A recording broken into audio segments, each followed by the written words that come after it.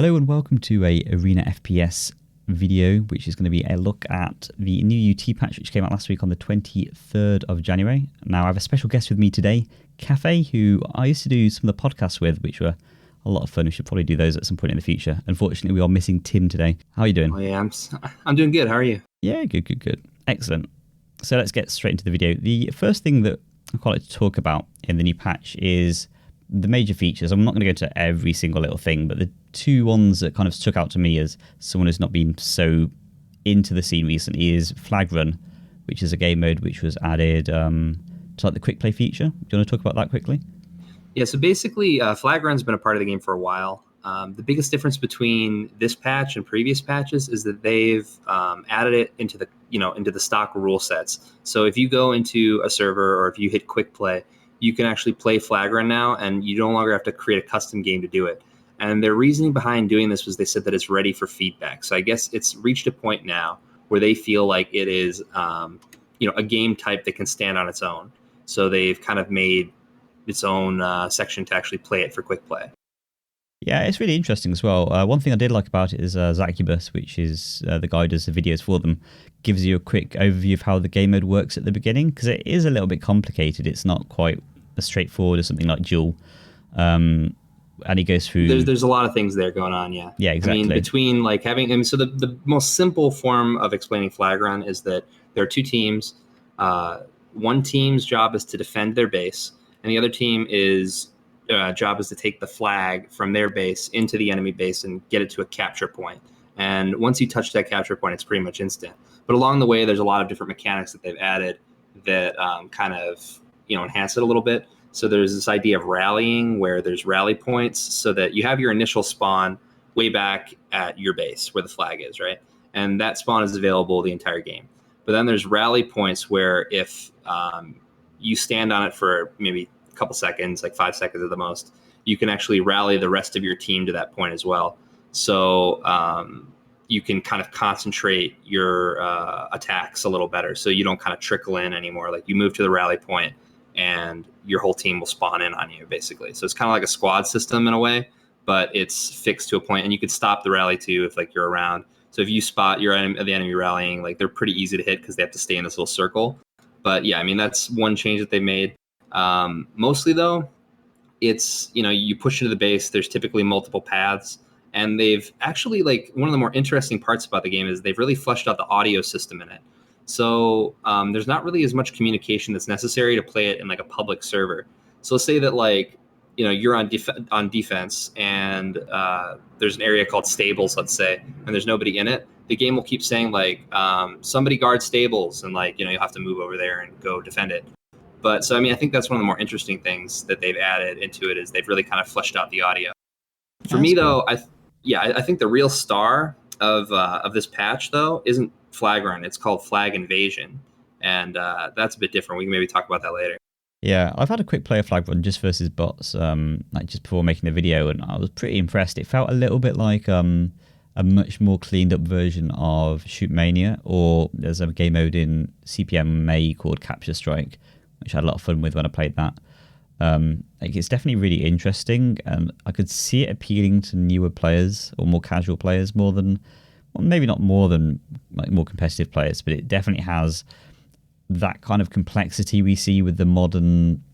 It's got a lot of hand holding too. Yeah. So, like I said, even with the whole voice stuff, like when a power up comes up, it'd be like, someone get the U damage or someone get the shield belt. So there's a lot of hand holding there that lets you know, like, oh, these things are there and it's what I'm supposed to be doing. So they kind of nudge you in the right direction. Whereas this game type like CTF, it's like, if you don't think about it or you're not told by somebody else to do something, then you're kind of on your own and you could be doing the totally wrong thing, I think one thing as well that Arena FPS games do really poorly is really conveying the complexity of a game type to the audience, to a fresh audience, right? So because they seem simple. Yeah, like Duel, it's like you just kill the other guy more than he kills you, right? But there's so many layers of depth. Exactly. But to a new player, they're just like, well, whoever's got the best aim wins. Like that's what. Well, it's like chess. The goal is to checkmate, your opponent. But how you do that is where all the complexity lies. Whereas a lot of these other games have more mechanics, I guess you could say, or I mean, in some cases, gimmicks that Yeah. allow you to interact with the game more easily and more clearly, where it's not as open ended. It's kind of like you're saying, hand holding. It's obvious mechanics which are added into the game, which to a new player it might look like Flag Run's a really like complex, in-depth game mode because it has all these different features. Even though it's maybe a little bit of kind of illusionary features. But Right, there's more restrictions, and therefore actually less you can do in some cases. It's more directed. yeah. But saying that, I think this is going to be potentially really important for new players because it might be the thing that drags them into the game, that gets them kind of interested in arena FPS games, or UT in particular. And then maybe they'll start to explore the other game modes after having this initial experience. I think it's really potentially exciting as a new game mode. And I hope so. Yeah. I hope it has that effect. For me, I haven't played it a whole lot. I played it earlier on before they had initially established it. But for this patch, I mean, I haven't really played it at all. What I have played is Flag Invasion, which is kind of an offshoot of that. But You want it's to talk about that? co-op. Yeah, it's a co-op mode. So basically, in Flag Invasion, it has all the same rules as Flag Run, except that your enemy team. So you're always on defense, but the enemy team consists of a lot of bots. Like if you've ever played Overwatch, Halloween, Brawl, where you kind of defend your base from an onslaught of enemies that are of different types, of special abilities and stuff, is the same idea basically for Flag Invasion. It's kind of a mix between Flag Run and Invasion from UT 2004. So you have a lot of bots that spawn, and they're trying to take their flag into your base, and you kind of communicate with your team in order to prevent that. And I think that that's even a more accessible casual game type than normal Flag Run is. So I think that if you're going to start out as a player playing Flag Invasion, it's probably going to be a lot more fun for you. I mean, I even had fun with it because if you crank up the difficulty, it's even a little bit challenging. So far, we've been able to win pretty much all of them, but we have, I mean, even for like a team of like pro players, it's still hard to win in some cases.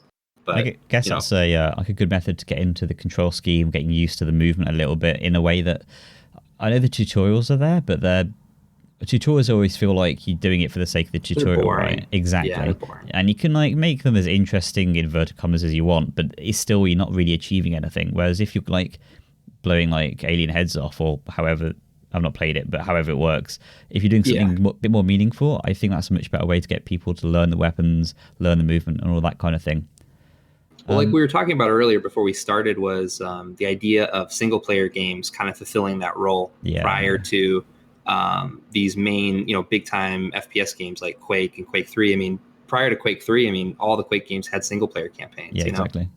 And same with Unreal Tournament. Like Unreal was the original Unreal Tournament in a way. All the weapons, you learned how to do all that stuff, and you became competent in the game just by playing through the single player experience. So it was like a really fleshed out long tutorial, really. Yeah. Another part of the patch, which I think is worth mentioning, is a new gun. So they've been adding a couple of new guns recently. One was grenade launcher, a little bit over a while back. Was that November they added that, or? Yeah, they've been experimenting with the idea. So what predated the grenade launcher was something called the bio launcher. Yeah, which was there was like a web function and then a primary grenade function, and they did away with that. Yeah, so the bio launcher doesn't exist anymore. That was replaced with the grenade launcher. I'm not really sure when they added the bio launcher, but it was a while ago, probably a year ago. Yeah. And then a few months back, they added the grenade launcher. And the grenade launcher is, as you'd expect, it launches kind of a primary fire grenade similar to like a Quake grenade, but further. Like you can launch it a little further. And then the secondary grenade is where I guess the controversial part of the weapon comes in. For me, I think it's super overpowered, but I mean, for Flag Run, it seems maybe a little more appropriate. But for Duel or something, I don't really think it's appropriate at all. But basically, the idea is you have a remote detonated bomb that you can shoot out, and then if you hit a direct hit, it does 90 damage. Even if you miss slightly, it's kind of like the Doom rockets, where when you detonate it next to somebody, it'll still do damage, splash damage. Yeah, and it's something that is so overpowered in defensive situations for throwing it into a doorway or throwing it to someone chasing you and shutting off entrances where people are forced to take damage in order to follow you. That it's something that UT doesn't really need, because UT already has the shot combo, and that's already a super defensive weapon. And I just don't see the role of a weapon like this in Duel. It's overpowered. It's fair to say that UT's the more campy arena FPS game. Yes. Which is, totally fine. That's like the game style, and it's always been built around that. But trying to emphasize that even more might bring up issues like you're talking about. Well, the most frustrating thing of being a new dual player and playing versus someone who's experienced in a real tournament is that you chase after them and they have a shot combo lined up on you around the corner, Yeah. And it's like, what can you really do to stop that? You can't chase effectively with someone who has shock out. And this is like 10 times worse than that. Yeah. Because you can detonate it whenever you want. There's no timing involved. It's just like you set it on the ground, and when they come through, you can blow it up, And it's easier as well. The shot combo's got a you got to aim. Yeah, exactly.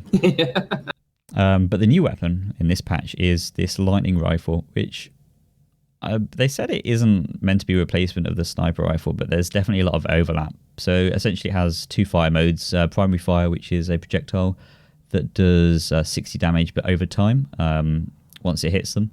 And the outfire mode is like a scope, which charges up over, it looks like about half a second.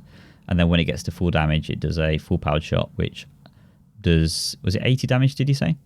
I'm not sure. I know that the headshot damage is 170. I'm not sure what the full body damage is. It's higher than the sniper rifle, though. Okay. And also it chains onto like nearby players as well if it hits. So it's pretty interesting as a weapon. Obviously, it's very much... So yeah, it has kind of a splash effect. Yeah. Yeah. I remember them saying that the purpose of the lightning rifle wasn't to replace the sniper rifle in actual player versus player situations, but more for that flag invasion type stuff, so PvE. So, if you're firing into a crowd of enemies with the sniper rifle, you're only going to hit one of them. With this, if it's like a cluster, you do some AoE damage, which I think is they wanted to power up the sniper rifle a little bit for those game types because it felt weak. So I think that was one of the reasons they did it. I don't know if they ever really plan to bring it in as like a mainstay replacement for PvP fighting. Right, okay. But at least, like, from one sense, they're trying out new weapons, which is something that, like, other games like Reflex and, like, Warsaw before it and all these other arena FPS games haven't really... Very safe. Yeah, exactly. So trying new things, definitely really exciting. At least for me, as, like, more of an observer than a player that plays every day.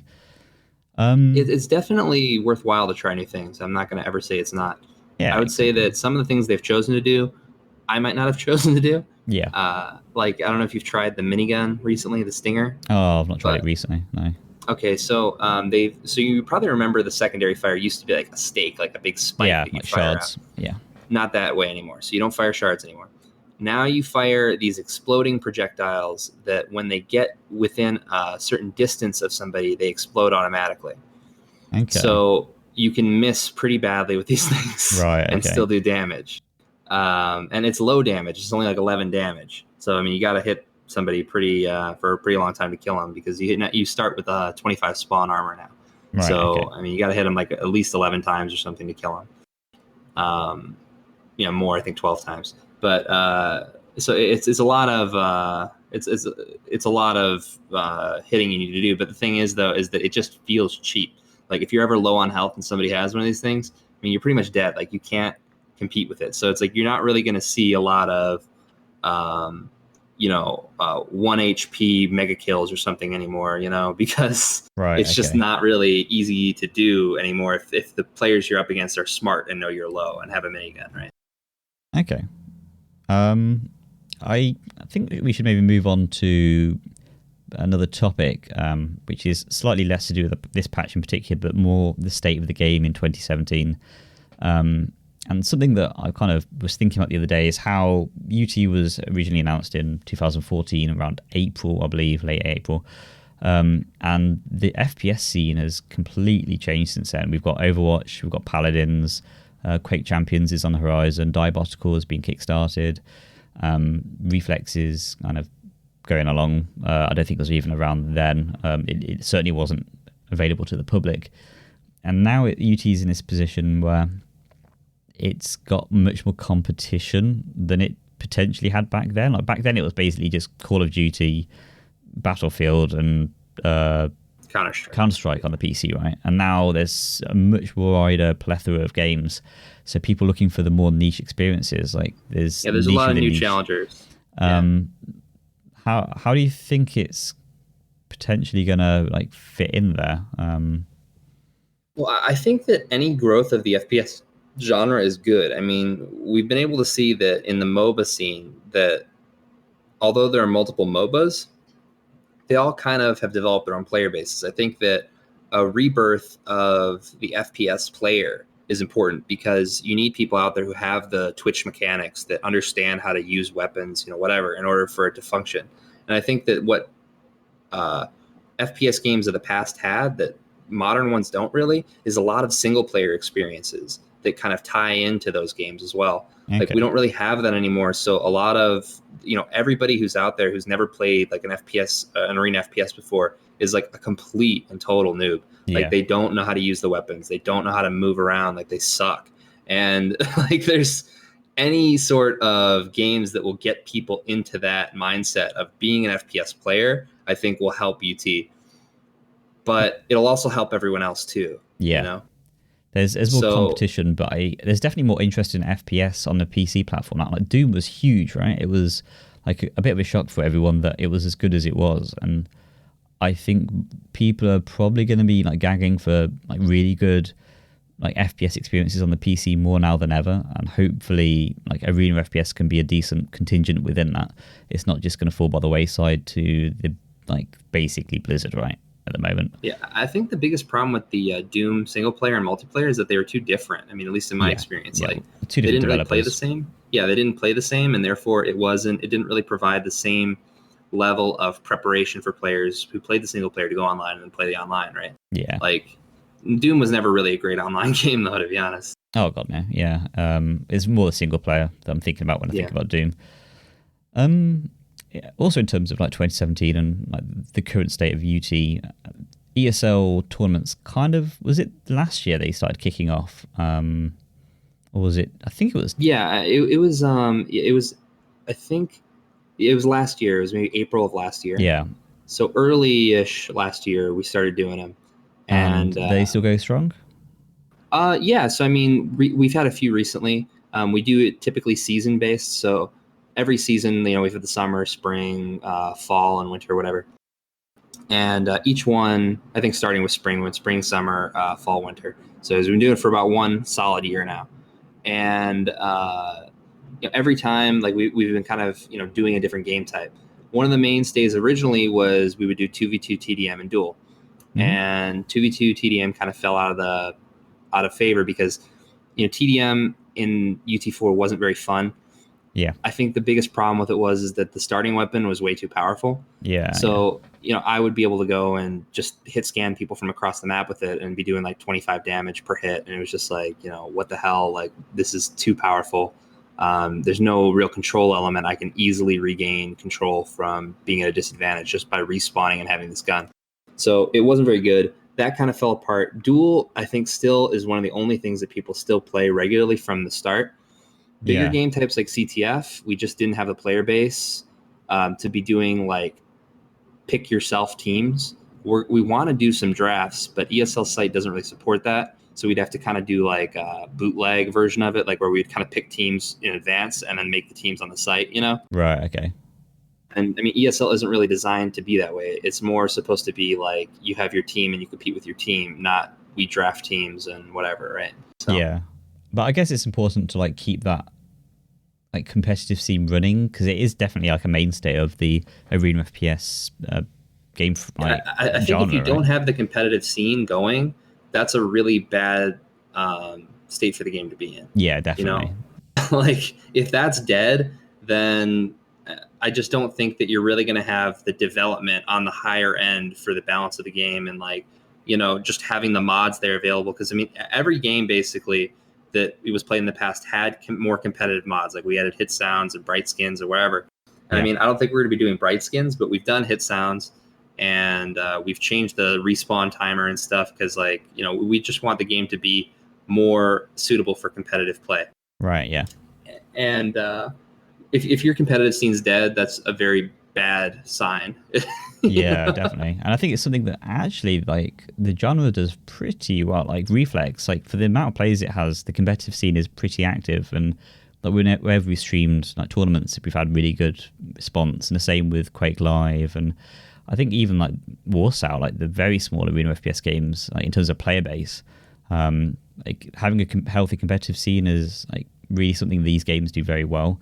And it's really good that UT is kind of keeping it going, especially with ESL, which gives it a sense of validity, I guess. Like, rather than just kind of indie tournament organization, even though it kind of is, but it looks like it's got more behind it, right? Because it's on a platform.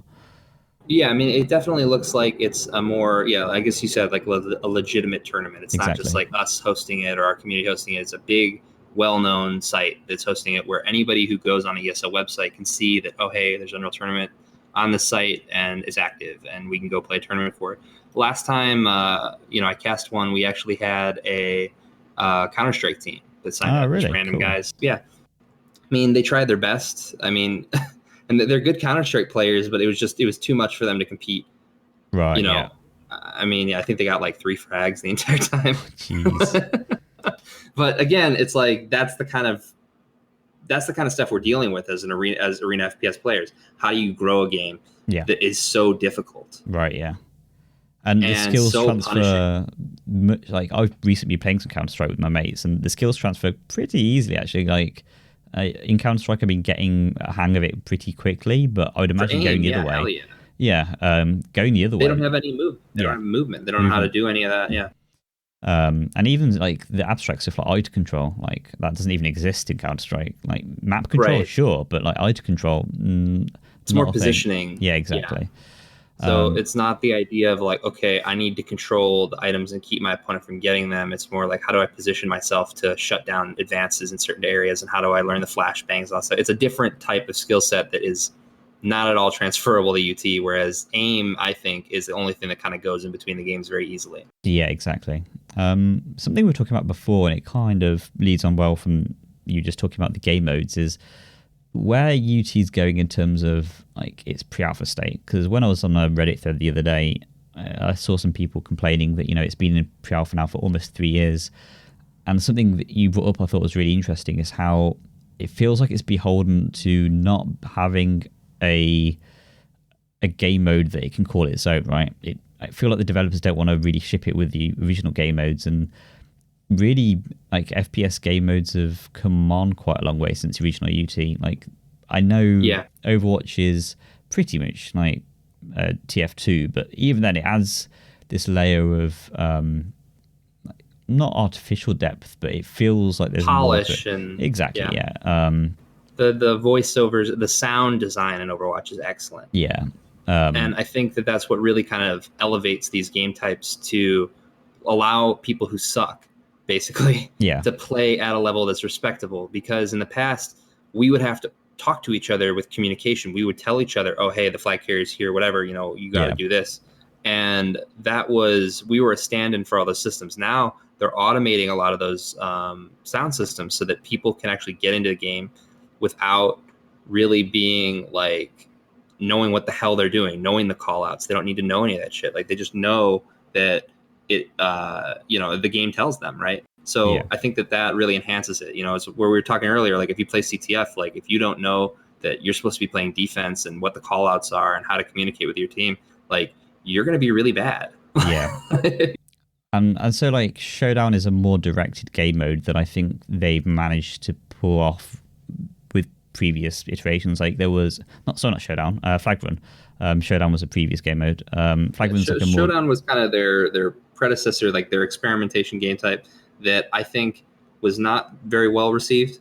But I mean, not all experiments are, Yeah, exactly. And do you think that like with this Flag Run, they're getting to where they want to be in order to push the game forward with development? And do you think it will be received by the competitive communities to be like something that can be played competitively in ESL tournaments? Well, I can tell that when they say that they're ready for feedback on it, that means in my mind that they're ready to pull the trigger. Yeah. Whereas like in the past, they were still in like a brainstorming state. They didn't really know what they wanted to do. So like we had this released pre-alpha game that was playable, but the actual direction they wanted to take it was like, well, whichever the way the wind's blowing, and the wind blew towards Overwatch, and we're getting more game types that are similar to Overwatch. I mean, you could say Flag Run is kind of like a payload game type. It's got some elements to it there. And as far as where they're going to take it now, I think that if Flag Run is received well, not just by the competitive community, but by the gaming community at large, people who play it, do they enjoy it? If they do, I think they'll move towards alpha. If they don't, I don't know what's going to happen to UT, because they're either going to have to come up with something else or, greatly improve Flag Run. So, I mean, they're kind of at a point where it's like, okay, we're ready for you to tell us whether or not our game sucks. Yeah. And it has kind of been like, not a loose end, but a little bit directionless, like the game for the past 3 years. And they've obviously built a lot of really great systems into it. I'm really impressed by how much they've innovated in some areas, but the same way they've not created a product. Let's say, like, it's not a product; it's like a smorgasbord of different features. Which right, like there's been a lot of little steps forward and a lot of little steps back, and in different areas. And it's kind of, there hasn't ever been this one, solid, like, this is what UT4 is going to be. Yeah. This is what the future of it is, because you still have all of the community infighting where it's like, well, I play CTF, I play Duel, I play Clan Arena, TAM, whatever you want to call it for UT. And that's still all there. There's no unified game type where it's like, this is going to be the future, and that everybody, or at least a large percentage of the people, agree, like, yes, I want to go play that. Right now, to be totally honest, I have very little interest in playing Flag Run as a UT player. Right. But that's just me, you know? And I mean, I'm not representative of everybody. That's just me. I think that they'd be much better served right now in just getting the weapon balance down, so that, it feels good to play the game. It's not a frustrating experience. But they said they'll do that later. I don't know. I mean, for me, though, Flag Run isn't going to be making or breaking the game. So if it grows and has a big community, I'll play it. Sure, why not? I mean, I like competition. I'll move into it. I'll see how it works. I mean, obviously, if the community at large likes it, it's probably pretty good. Yeah. Right? I think hopefully for them, they can get behind it, even if it's maybe not the perfect game mode, right? Maybe if some people who are already in the UT community don't like it, I hope for the sake of the game it can take off, because it will be the springboard. I think they need a springboard quite desperately now, for something to latch onto and build around and develop the game forward with that in mind, because like I was saying, it is a bit smorgasbordy with lots of different features that aren't, like, all the game modes aren't necessarily that well connected in terms of balance. Right. Well, I mean, the thing is that all of the modern improvements they've made to Flag Run, specifically in the sound design, I think that is really the crux of the entire game mode, making it more playable. Yeah. Is the sound design, that it tells you what to do. You could make all of those same changes, all those VO, like beginner voiceover stuff. You could put that there in the other game types and help people who are new. And you could have like beginner training wheel modes, pretty much, right? I mean, all of that stuff can exist in these legacy game types. It's just no one really thought to do it, I guess the difference is because Duel is so, or just as an example, Duel is like so undirected, you could literally be doing anything at any point, and without an insane amount of insight into like the game, it's hard to tell the player what to do next. You could teach an AI though to play the general right move in any situation, though. You know what I mean? It's like, not that you'll be able to tell them exactly what to do tactics wise, but as general flow of the map, like, oh, hey, like these power-ups are coming up, like you should probably go there, But I think with like a more directed game mode with like two distinct teams, I think it's easier to implement it in that way, which is probably why they've done it, right? It's probably less work and more obvious to when there's something that's a little bit more directed. There's a lot less nuance, really. Yeah. It's more obvious what you need to do. Exactly. Just another topic I'd like to go on to actually is like one of the problems I've noticed with the game, and I think Reflex suffers from this as well, and Warsaw and a lot of the other Arena FPS games, is a lack of tight theme. And it's something that UT99 had really well. Like you were saying earlier, like the introducing the Leandri Mining Corporation and like the regional facing worlds, and Morpheus is a map that I like distinctly remember. It felt like I was on a skyscraper. Wait, is that Morpheus? Yeah. Yeah, with the free platforms. And it felt very like cyberpunk and very of the era, and it was really capturing something. But the newer games, especially with 3 and 4, even more so because it hasn't got like an art direction behind it as such, it just feels like it's very bitty. Like, I don't know if you've got to say it's about not that. a unified experience. Yeah, it is lacking in identity and theme. And I think that part of that is carried over from the fact that UT3's story was so bad that you can't use any of the elements from it and not look like fools, you know? And UT99 is old, where it's like I don't know if they're necessarily in touch with those feelings anymore. I mean, it's like 16, 17 years ago, you know? Like, how do you get back into that mindset of late 90s cyberpunk, you know, drum and bass? Like, it doesn't exist in our culture anymore, you know what I mean? And it doesn't even have to be the same culture, right? It could be something modern, but in the same way, it's got to be done both from like a sound design. I guess my argument is it's hard to make a direct successor from UT99, but it's completely unacceptable to make a direct successor from UT3. It sucked. So what do you do? I mean, a heavy emphasis in UT3 was on the Necris and this nano black stuff and like this war, and it just was nonsense and useless now. And then in UT99, it was a different era almost. You know? So how do you reinvent it? I mean, how do you make a lot of the maps that were fun to play in the past look good too? You know, modernize them, right? Yeah. And I think a big part of it is nailing that visual awe experience of like, you know, I'm on an asteroid and I'm floating in space and I'm spinning and stuff, and have that all be playable and still nail the visibility stuff. You know, still nail performance and have it all be good and impressive, but also a competitive level FPS, right? Yeah.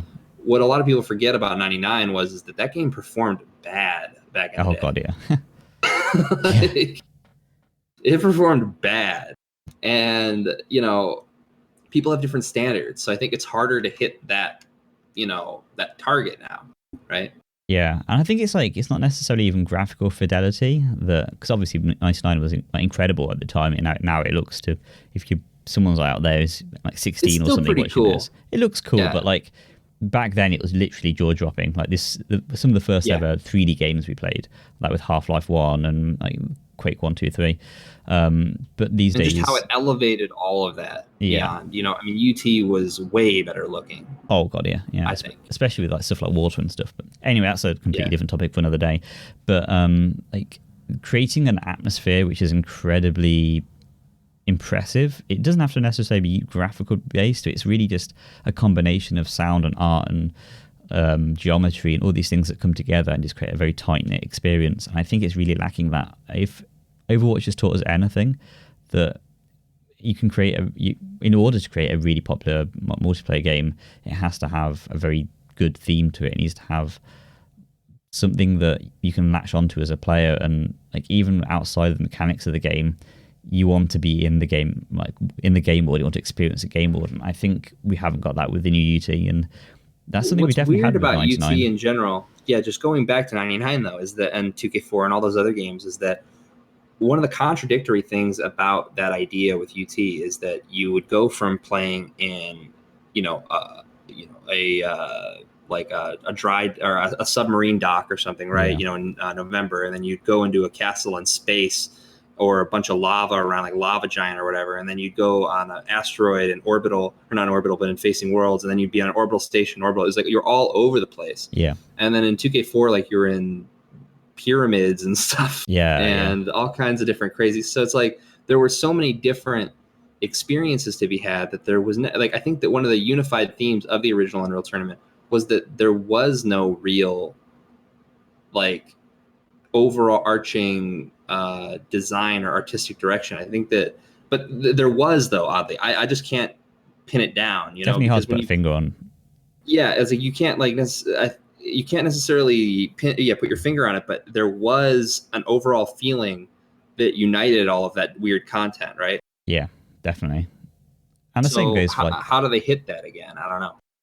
The same goes for like Quake 3 as well, right? They had some maps which were in space and some maps which were like in like Surrey areas and like hellish citadels and stuff, and you never felt like you were out of place on any map. It all felt very tight. But again, with like Reflex, it hasn't got the same tightness in theme, and it is really hard to put. And it's probably that it's very difficult to do, right? It's either you find it by magic and accident, or you put a lot of time and very clever people thinking about it together, and you come up with an answer. But well, I mean, the confluence of like level design and art and music, like all of those things kind of have to come together to create this experience. And now, I mean, it's just way more difficult. I feel like, you know, you need much better artists, and you need much better. I mean, the level design, I guess, is about the same. Yeah. And then the music expectations are a little higher too. Yeah. Although UT had excellent music. So, I mean, and the experience of music is different too. Like, you know, when you play a game like Overwatch, it's very situational based music. It's not like constantly just a drum and bass track playing in the background. So people's expectations have changed too, you know? I think actually, like, it's a single player experience, but Doom again, just want to pick up is they really nailed that, right? Like that combination of how gritty it felt, the sound design, the music, the level design, that was like flawless. In the single player, obviously, not the multiplayer. If something like that, if something like an experience that good could be brought into a multiplayer experience for UT, it would be phenomenal. And I think that's what they need to aim towards as well. Part of me wishes that they would have went back to basics in terms of like where they started. You know, UT started as a single player game. Quake started as a single player game. Like, I think that starting back at that place and making it fun to play those games would have really made this whole process a lot easier. Right? Because we wouldn't be trying to just balance the game. We would be starting with like a fun PvE game that then could morph into a multiplayer arena game again. Because that's how it all started initially. And we're trying to recreate that spark without, you know, the original source, you know? Yeah. Probably the last thing I want to pick up is we've talked about some of the issues, obviously, and kind of where we're feeling like the game is lacking, or where you were talking about balance and other things. But the game's done a lot of things right. And like, I've been really impressed. Like every time I load it up and with a new patch, like I really get impressed, at least compared to like Quake Live, which is what I play every day, and Reflex, which I play quite regularly, that they have such like interesting features which just don't exist in other arena FPS games. And I really like. I really wish I loved the combat as much as I do with Quake Live. It's a shame that I prefer the strafe jumping, but whatever. But they've got like the videos in the game, like the I can't remember what the name of the system is they use.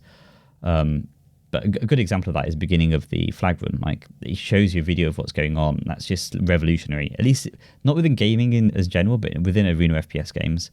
And they actually attempt to explain the mechanics. Yeah, it's really like, and it's obvious. You don't feel as you know, independent study. You know what I mean? Yeah. Like that there's like a teacher a little more. Like, whereas all other arena FPS games have been like, okay, like here's, you know, not even here's the book, just like here's what you're supposed to do, go do it. Right. Well, not even here's what you're supposed to do. It's just like good luck and get on with it. It's like go do that over there. You know, drops you in. Good luck, man. I really love what they're doing with like the weapons, right? Maybe the weapons aren't balanced that well, but like the experimentation with different weapon modes and different outfires, and like hopefully they can get to the right answer, which is really important. But the fact they're experimenting and other games aren't is, I think, is really good. It's something I've really criticized. Like Toxic's another example where they run that, like they didn't push the boundaries, which I kept telling. And you know, the experimentations they made were very gimmicky. They never actually clicked, like where you would see them as a clear improvement over the predecessor. Exactly. And I still don't feel like UT has necessarily reached that level yet, but at least they're trying to reach it. Exactly. You know, and I think that's good. It's frustrating as a player of any game to have somebody be treating you like a guinea pig and experimenting, basically, right? And look at what happened with the Counter-Strike Revolver, the outcry over that. I mean, that was like just a single weapon that, you know, was a pistol. I mean, there's other pistols in the game that are strong, but that one in particular really pissed people off. And I think that as a competitive player, change is going to be frustrating because things you were able to do before you can't do anymore, or, you know, whatever, right? And it totally, you know, it's a frustrating mental experience to go through. But it's necessary as a game developer to do those things, right? I mean, like you have to innovate it. Otherwise, you're never going to improve it, right? I mean, you can't get to an improved state without trying new things. Exactly. There's some other things like, you know, in the select, like left or right click to spawn. And when that is like, I wish I had that in other arena FPS games. Like spawns are like... That was a cool idea. Yeah. And... it's like it solves so many problems. Like Aerowalk is a map that people love, but like the spawn kills on that are ridiculous in pretty much every arena FPS game I've played. And like just being able to have that, the only problem, like the only sense of randomness in an arena FPS game is the spawns. And as soon as you add that system, you completely wipe that away because the player has agency over the one thing they didn't have agency before. Like I love that. Exactly. Yeah. I mean, even a little bit, you know, you get Yeah. the choice between two random spawns sort of, but they're better than nothing. And you maybe still get screwed, but like you felt like it was your choice in how you got screwed, right? Yeah, exactly. Like you get to choose. I mean, you only get a split second to choose. So it's not like you get Yeah. a lot of time to think about it, but it's like, you know, when you do, like you pick it and you go. And I mean, it's better than nothing than being spawned into a headshot or a rocket or whatever, you know? But I think like overall, my feelings about the game now and the patch is like, I'm really hoping it does well. Like I think everybody really wants it to do well, just because it's one of those things where it's such a big name. To see it fail would be kind of the end, you know? I kind of feel like they would never do it again, right? If this doesn't work, and even if it kind of releases and it isn't the most popular, maybe they'll do another one. But if it doesn't even get to that point of release, if they fail in trying, then that's going to be okay. I feel like that would be way too embarrassing. Yeah, it really would. But I think like they're definitely doing a lot of things right, they're doing some things wrong, and you've definitely got more experience of that than me. But overall, like I can't wait to see what the game has in store later in the year, and hopefully they'll be able to hit to alpha at some point and bring a bit more interest into the game, bring a few more players in, because it seems to be struggling with player base. Like maybe that's something all these arena FPS games are. I'd like to see what Quake Champions does. I mean, I think that being a major release from Bethesda, it'll have some advantages. Yeah, definitely. But how much will it really be like an arena FPS? I heard there's the classic mode, you know, but what does that really entail? Will people who play the game as new players actually go and play the classic mode? I don't know, you know? Yeah, or will new players be interested? Like that's a worry, right? Maybe everyone's just done with it. Like that's Overwatch. It's like that's what people want to play now. Like when it comes to like a team-based FPS. Personally, I feel like Overwatch is horrible for high-level competitive play. Oh god, yeah. Like it's I agree. Unwatchable. It's unplayable. Like I don't know why that became the thing. I mean, the 4 tank or whatever meta is just like, just kill me. Like I don't want to watch this. Like all the cool frag mechanics have been removed and replaced with like Roadhog. You know? But that's where all the players have gone to, like all the Quake players at a high level, like Rafa's because there's money. Yeah, exactly. There's money. It's bound to be. And it's kind of like bringing them back. How do you do that? Well, you need to bring the money, which means bringing the like casual player base. At the end of the day, you need to get the casuals interested, and that's difficult with hard games.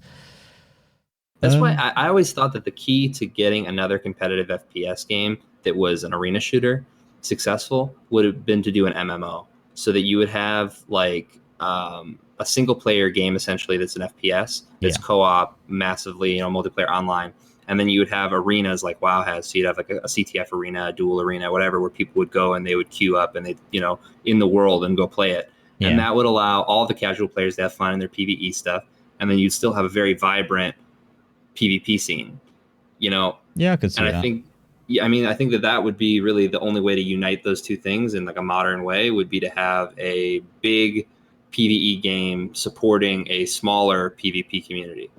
Yeah, I mean, we talked about it before. I'm not sure if we talked about it in this video because we've been game for quite a while now, but the RPG Invasion game made for 2004, which was a mod, right? That was fun. Yeah, that was a lot of fun. That was fun, yeah. And something like that, but it doesn't even have to be an MMO per se, but like something a bit more persistent with that as a focus would be definitely enjoyable, like for even like actual players, right? I wouldn't mind hitting that now and again. I mean, in the past though, for like FPS games, like you didn't really need level up systems. I mean, they were all right, but they weren't necessary. It was more just about the puzzle solving and the, you know, fun of shooting the enemies and fragging wherever. It kind of made those old school FPS games playable and fun, right? And I think that you'd still be able to do something like that with an MMO. Like you wouldn't need level up systems really. You would just need to make hard dungeons that need to be cleared by a group of people or something, right? Yeah. And that would be fun in and of itself. And you could have mods for it, you know, crazy, low gravity, whatever you want to do with it, right?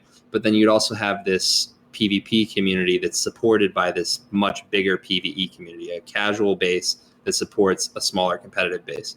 Because I think what ends up killing all of these competitive games that we were talking about, they all have decent competitive communities. Oh yeah, But there's no new blood because there's no new players, and new players don't want to just go step into the deep end right away. They want to play around and mess with the bots and whatever.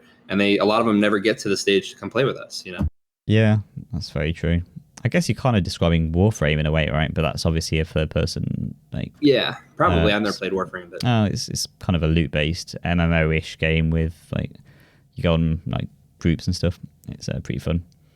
Yeah, I mean, just a co-op game. I mean, I remember playing co-op Unreal 1. That was fun. That's a lot of fun. I mean, just even vanilla, right? And I mean, co-op Halo was a lot of fun. There's no leveling up in that, really. Yeah, that's true. You know, you don't need that. You just need a fun co-op experience where there's challenging and like you're all kind of involved in the storyline and people enjoy it, you know? Great. All right. I think we're going to wrap up now because we're going for like 45 minutes. Yeah. Yeah, thanks for watching. And like a special thanks again to Cafe for coming on and helping out with this episode. A lot more experience in the game than me. Cool. Do you want to shout out anything or any events you got going on? Well, besides the ESL events, you know, if you want to check out our ESL page, I think it's just look for Unreal Tournament on the site. Also, you know, check out our Pug community. Go to ut4pugs.us if you're interested in playing competitive games. We have our Discord linked up with there, so you can join. Other than that, no, not really. It was a pleasure being here, though. Thank you. Cool. Great. Thanks. And goodbye.